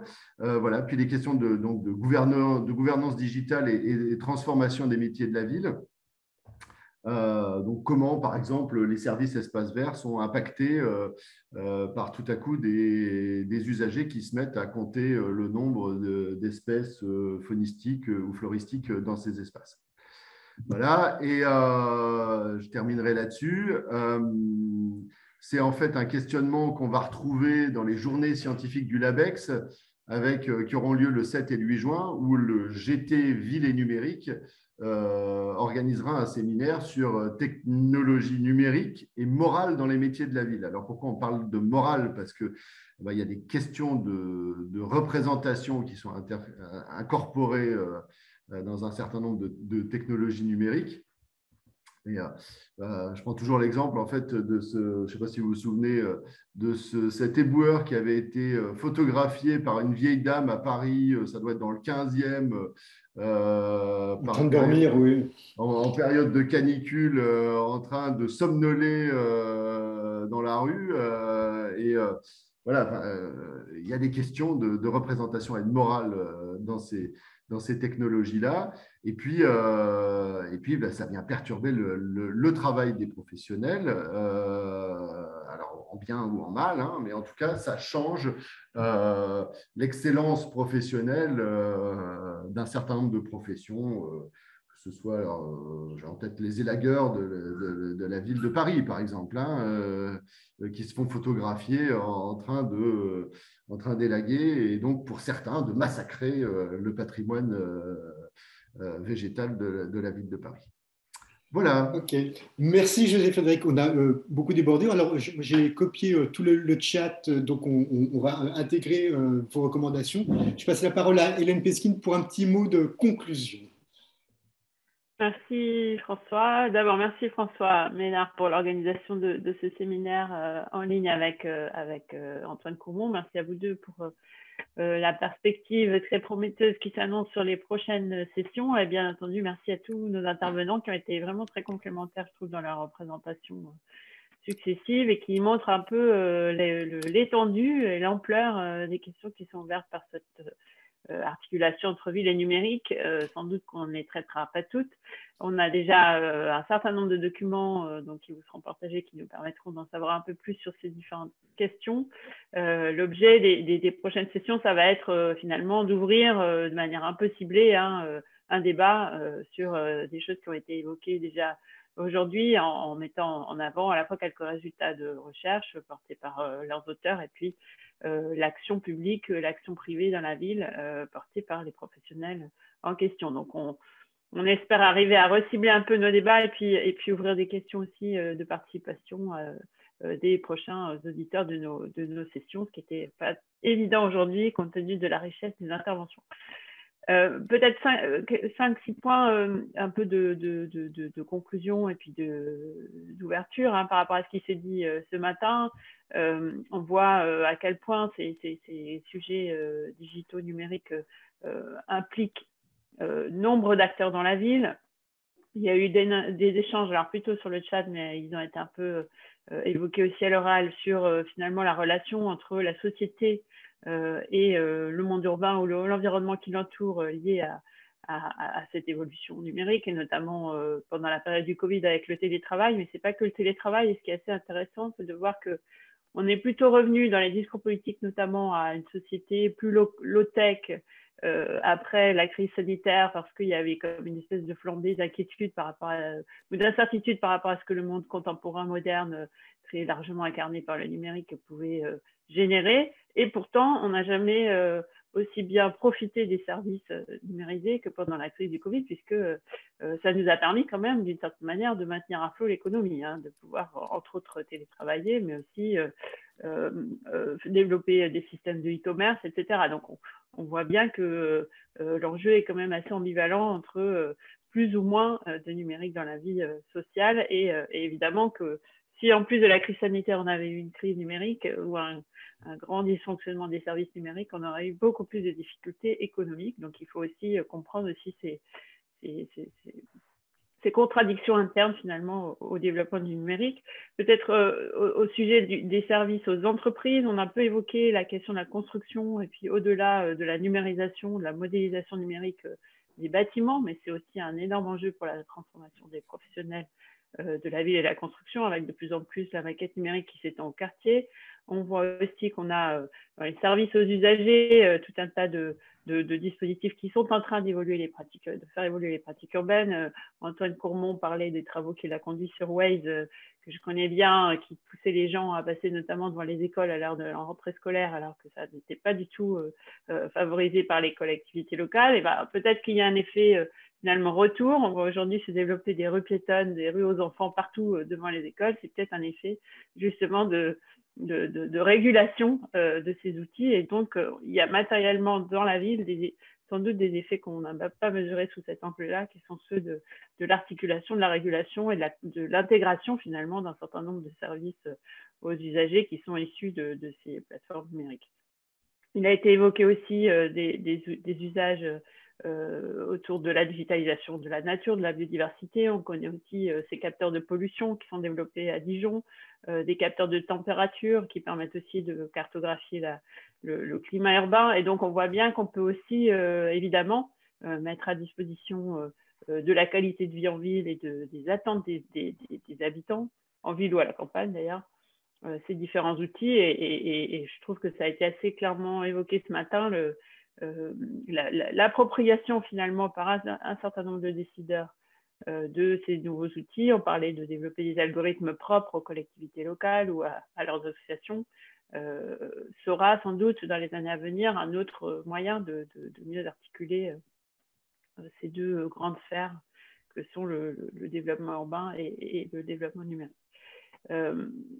Sans vouloir être trop longue, j'ai vu aussi passer beaucoup de travaux enfin de questions, et François le mentionnait, sur finalement plus largement l'aménagement du territoire, comment ces nouveaux outils ont un impact sur la manière dont on peut vivre dans les territoires nationaux en France, mais certainement en comparaison de d'autres territoires occidentalisés, on va dire, mais aussi peut-être dans les pays émergents. Si on reprend les révolutions des pays émergents, elles ont beaucoup aussi été appuyées sur des outils des réseaux sociaux. Donc, comment est-ce que dans l'aménagement physique du territoire en France, qui est un peu notre sujet au plus cas, on peut déceler que peut-être le télétravail, peut-être le e-commerce, peut-être les mobilités nouvelles auront des effets sur l'organisation territoriale et ce qu'on appelait historiquement l'aménagement du territoire, mais en tout cas des migrations internes au territoire, des modes d'habiter, des modes de travailler qui, du coup, peuvent générer des effets très matériels sur la vie urbaine et les collectivités locales et les sociologies locales. Voilà toutes sortes de questions passionnantes. J'espère qu'on arrivera un peu à les nourrir, si ce n'est de réponses, en tout cas de débats dans les prochains mois. Il me reste à vous donner rendez-vous pour la prochaine session qui donc portera sur l'empreinte environnementale, si on peut dire, de la vie numérique, puisque c'est l'enjeu sobriété, matérialité, infrastructure qui sera développé le 17 mars dans un format qu'on espère réussir à tenir de 9h à 10h30, parce qu'il est important aussi que l'organisation des agendas permette aux gens de profiter de ces débats et qu'on ne s'étende pas trop comme on a pu malheureusement le faire ce matin dans le temps, et que